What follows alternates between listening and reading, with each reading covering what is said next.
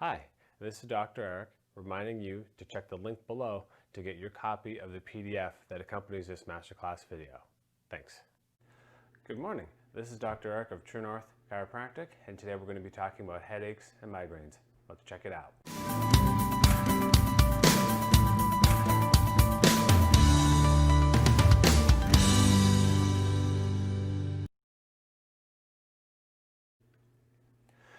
So what are headaches and what are migraines? They're actually quite common. Headaches and migraines, they're definitely no fun. Some of the key features are that they can come with or without a warning. You can have them pretty much in any time of the day, early morning, afternoons, or evenings. The duration of the headache and the migraine do vary. Sometimes they kind of come as quick as they go, and sometimes they linger. Sometimes they can actually linger for a couple of days in a row. Sometimes it's a day or two. Sometimes there is a pattern, and sometimes there's not a pattern. What are the long-term effects of getting a migraine or getting a headache? That's a great question. It's unpleasant, but you can lead a normal life with headaches and migraines. The symptoms, you can have symptom management with proper guidance. So symptom management you can have with proper guidance.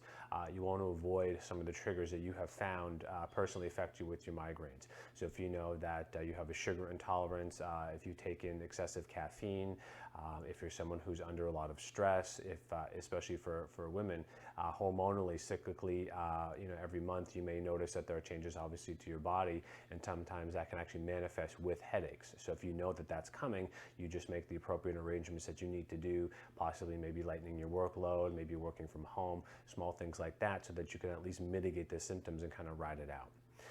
If there is absolutely no relief with some of the home remedies that you're doing, you may want to see consult with a neurologist, because sometimes there can potentially be other things at bay, and they may need to take an evaluation, possibly get some imaging done just to rule things out, so that way you're nice and safe. What kind of types of headaches and migraines are there? So migraines are typically, they can affect one side of the face predominantly. They can affect the other side of the face predominantly. You can have what we call a tension headache. A tension headache is basically where you feel almost like you're wearing a hat that's too tight. It kind of goes right across the top of the forehead. Cluster headaches, those are the ones that typically feel like they're right behind the eye, either eye. Some people report that as that kind of like that knife jabbing ice pick pain. And you can also have sinus headaches as well. So sinus headache can be above, right where the eyebrow is, or kind of below the cheek. And these are where the sinus pockets are in our skull. And those can be seasonal allergies and things like that. So the symptoms of a migraine or the symptoms of a headache, they can vary in intensity. Sometimes it's just almost like a buzzing fly that's around your head. You're kind of like, get out of here, get out of here. But you can pretty much function a normal life. Sometimes it's so debilitating that it can actually affect cognitive function. It can impair motor vehicle, if you're driving the car, motor vehicle. And it can also affect you in other ways in your job in terms of peak performance. If you're an athlete and you have a migraine, you can have things going wrong like that. Or if you're someone who just has to do day-to-day functioning, it can really derail you. You can have what they call, you can have preceding symptoms, which is what they call an aura. So it's almost like, if you look up at the sky and you can see that dark clouds are rolling in, you can say, okay, it's going to rain today. How much is it going to rain? You're not quite sure, but you know that you're going to get some precipitation. An aura is similar. You can have kind of almost like this gut feeling, something's going to be coming at you. You can also have additional symptoms. You can have symptoms like nausea, right? So they can manifest in different ways. It doesn't just have to be kind of like that sense.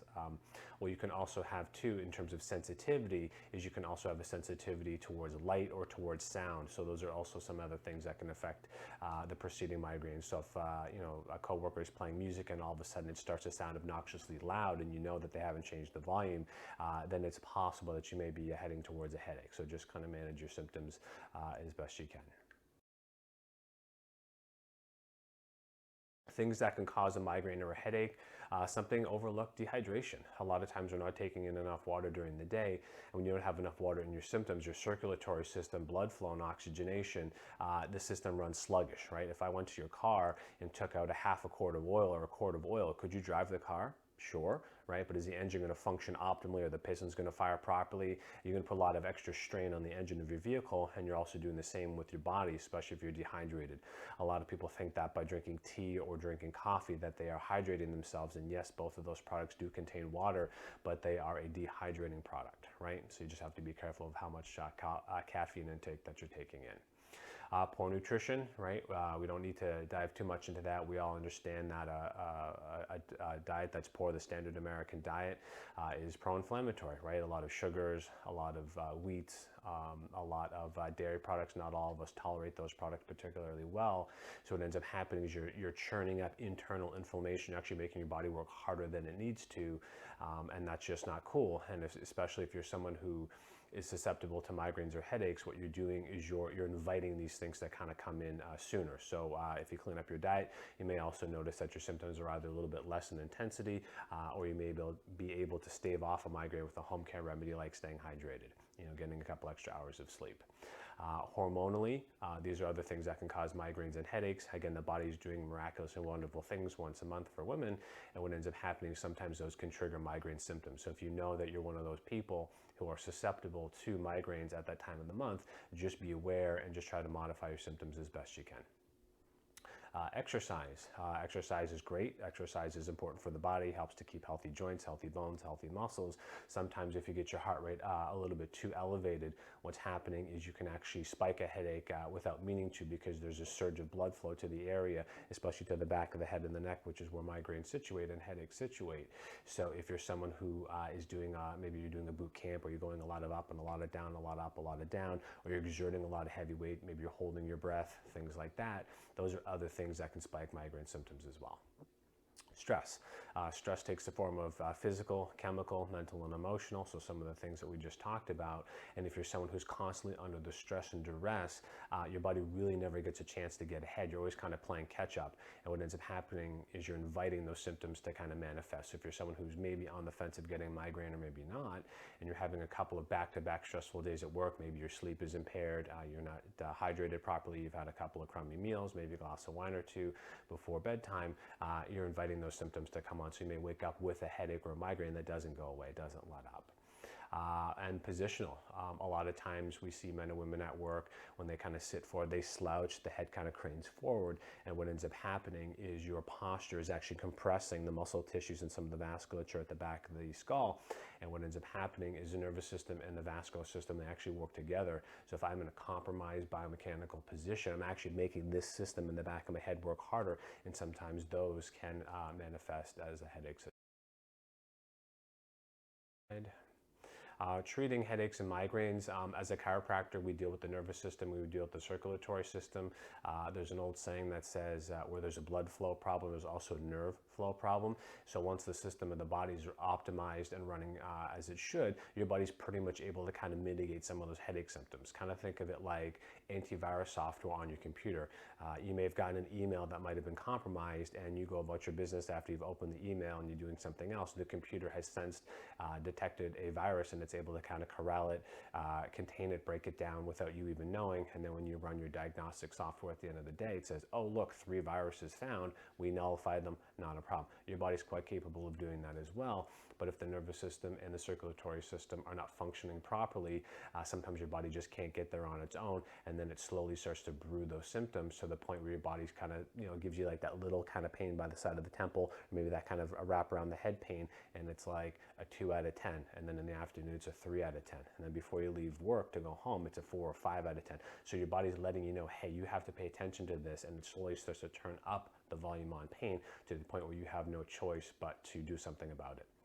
A lot of the things that we do as chiropractors is we focus on the nervous system, like I mentioned before, but we also focus on the musculoskeletal system as well. So the muscle tissues at the back of the skull, we want to work those as well to kind of make sure that they have enough flexibility and tonality so that they can support the tissues. And then from a chiropractic perspective, we adjust into that area to free up the nervous system through the chiropractic adjustment. And then after we've worked on and you start to have some symptom relief, we also pair that with corrective exercises. And essentially what those do is that helps to stretch muscle tissues that are too tight, so we teach you those. And then we also give you strengthening exercises to shore up and to strengthen muscle tissues that have become weak. And that's typically due to postural deterioration. So if my head is kind of slouched forward like this, certain muscle tissues have been stretched and they are now weak. Other muscle tissues are also weak because they're too tight and they're doing more work than they're supposed to.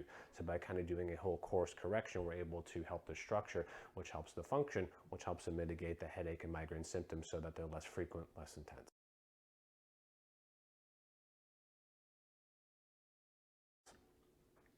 Self-care. We're very, very big in our office on self-care. A lot of it is postural observation. You know, if you are in your workspace and we talk about what's going on, why you keep having these headaches or these migraines once or twice a month, sometimes you can have them a couple of times a week. I say, what does your workspace look like? You know, do you have ample light from above? Are you squinting at your computer screen? Are you constantly, if you're a secretary, if you're doing secretarial work, are you constantly typing on a computer and looking to the side all the time to greet, you know, clients or fellow coworkers? If so, maybe it's important for you to actually change your desk and make sure that it's pointed in the direction where you're going to be positioned most frequently. Same thing with computer monitors, right? You can bring up those computer monitors. You can make sure that you have adequate brightness. A lot of people, they're wearing those blue light lenses, and that helps to kind of filter out some of those harmful rays, and that reduces eye strain, which can also cause some of those migraine and headache-like symptoms.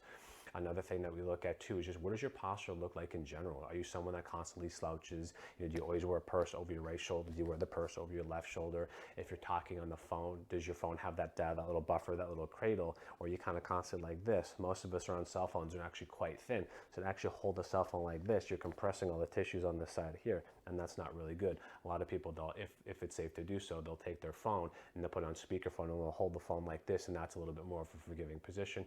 Or if you like to use headsets, if it's a private phone call, you can use a headset, and you know, that way you're literally hands-free. We talked about the importance of exercise, but we say good exercise. You know, I don't need you huffing and puffing and, you know, stressing yourself out. You want to do good therapeutic exercise, something as simple as walking, maybe attending a yoga class just to kind of restore some blood flow, whole body blood flow and oxygenation. And obviously you want to make sure that you're staying on top of your hydration. Someone who poorly manages their stress. There are many different ways to manage your stress these days. There are a lot of applications. There are a lot of paid-for services that you can talk to a therapist if you need to, someone who actually understands what's going on. You know, if you don't want to go that route and you're comfortable talking to your family members, by all means talk to your family members and say, look, here's what's going on. I need help. And you know, those people, they love you and they're very, very much inclined to help you out. Corrective exercises are also another way of self-care. We mentioned that. And again, we're trying to strengthen the muscle tissues that have become weak, and we're trying to stretch the muscles that have become tight. So we're basically kind of taking what your body's doing and we're actually flipping it so that your body's actually doing what it's supposed to do. So that way you can be resilient in your working environment. You can be more resilient to stress and things like that. The call to action, right? So if you yourself or if somebody that you know is suffering from migraines, you can consult with me. You can do that online. Our information is you can be found below, as well as you can call our office line in person, talk to me over the phone rather. We have a lot of resources that are tailor-made to your care. You know, no person, no two people are the same. Everybody is different and every body is different. So what we want to do is we want to treat you like a real human being. You know, your concerns are real. We want to help you mitigate those symptoms so that you can do everything that you do in the world without feeling like you're under the guise of, you know, I can't wait for this migraine to go away because I have so many important things to do. We're there to help you. Right? So you can do a remote office visit. You know, we set that up for you. We give you some corrective exercises. We talk about things either digitally through screens, or we can do that over the phone. But always, as always, doing it in person is best. Okay? All right.